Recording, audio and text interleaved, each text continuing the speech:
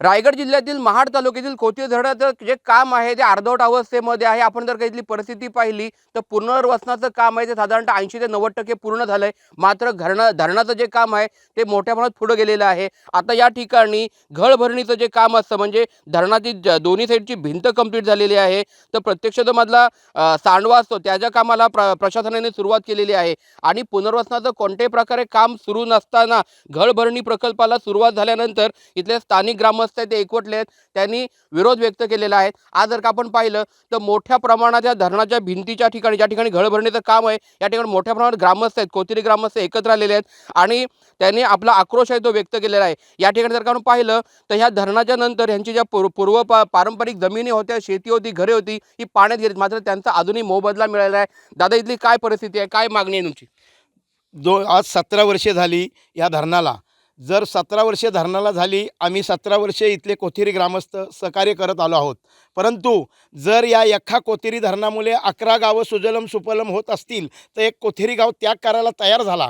परंतु हे सगळं करत असताना आमच्या काही मागण्या अपुऱ्या ठेवून गेले शासनाने 15 तारखेपासून हे घल भरायचं काम हाती घेतलं। मागण्या काय काय अपूर्ण आहेत आपल्या? आमच्या 65% जो मूलभूत विषय आहे की जमिनीचा मोबदला, तो जमिनीचा मोबदला अद्याप आम्हाला दिलेला नाही आणि अद्याप आम्हाला तो आलेला नाही आमच्यापर्यंत।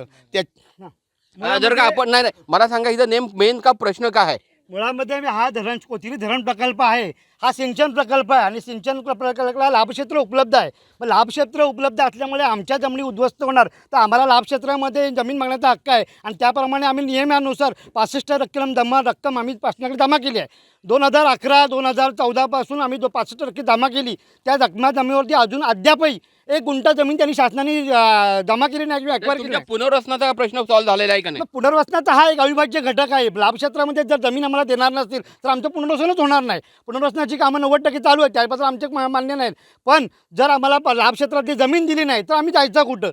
14 वर्षापासून आम्हाला 1 रुपया भूभाडं की त्याच्यावरती व्याज दिलेलं नाही। आज घळभरणीचं काम पूर्ण झालं तर मग उद्या आम्हाला हे काहीच मिळणार नाही। लाभ क्षेत्रातली जमिनीचा काय फायदा होणार आहे तुम्हाला? लाभ क्षेत्रात जमिनीमुळे आम्हाला ती जमीन कसून आमचं पोट भरता येतील। मुळात हा आमचा अधिकारच आहे। जर आमच्या सगळ्यांच्या जमिनी उद्ध्वस्त करून जर तुम्ही जलमंदिर बांधणार असाल तर आम्हाला त्याच्यातला 12% विकास हा कायद्यातली तरतूद आहे, जी.आर.मध्ये तरतूदच आहे। लाभ क्षेत्रातली जमीन पाहिजे हा यांचा मुद्दा आहे।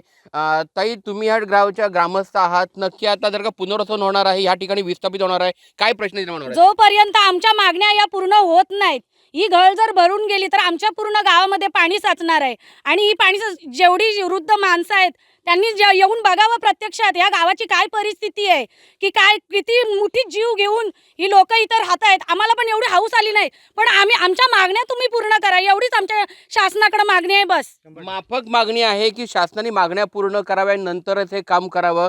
ताई, तुमचं आयुष्य ह्या गावात गेलेलं आहे, आता हे विस्थापित व्हायची वेळ आहे, काय अपेक्षा शासनाकडनं? शासनाने आम्हाला अजून काही म्हणजे व्यवस्थित आमच्या मुलांच्या शिक्षणाचं झालं तर झालंच। मुलांना आज उद्या शेती राहिलेली नाही शिल्लक, मुलं शेती वगैरे करणार कुठे? पुढं त्यांचं भविष्य काय आहे त्याच्यासाठी काहीच त्यांनी हे केलेलं नाही। शेती वगैरे आता सर्वांची शेती केलेली आहे, उद्या मुलांनी शेती वगैरे करून कुठं कमवून खाणार कशावर आहे?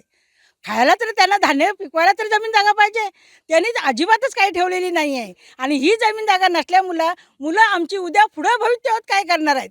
जी एवढीशी जागा तुम्ही घरांसाठी दिलेली आहे त्या घरं बांधून तेवढे राहणार, मग पुढं भविष्य काय मुलांचं आहे? पुनर्वसन झालं तरी देखील या ठिकाणी तर महत्त्वाचा प्रश्न आहे जो लाभ क्षेत्रातली जमिनीचा प्रश्न निर्माण होणार आहे। याच ठिकाणी जर का सुजलाम सुफलाम होणार असेल तर कोथीरी ग्रामस्थांना स्वतःच्या हक्काची जमीन पाहिजे, लाभ क्षेत्रातली जमीन पाहिजे, अशीच मागणी आहे। आणि जोपर्यंत लाभ क्षेत्रातल्या जमिनीचा निर्णय लागत नाही तोपर्यंत धरणाचं काम आहे ते सुरू होऊ देणार नाही, असा निर्णय, या घळीचं काम आहे ते पूर्ण होऊन देणार नाही, असा जो निर्णय आहे तो इथल्या ग्रामस्थांनी घेतलेला आपल्याला पाहायला मिळतोय। सचिन कदम, साम टीव्ही, रायगड। श्रमिक मुक्ती दलाचा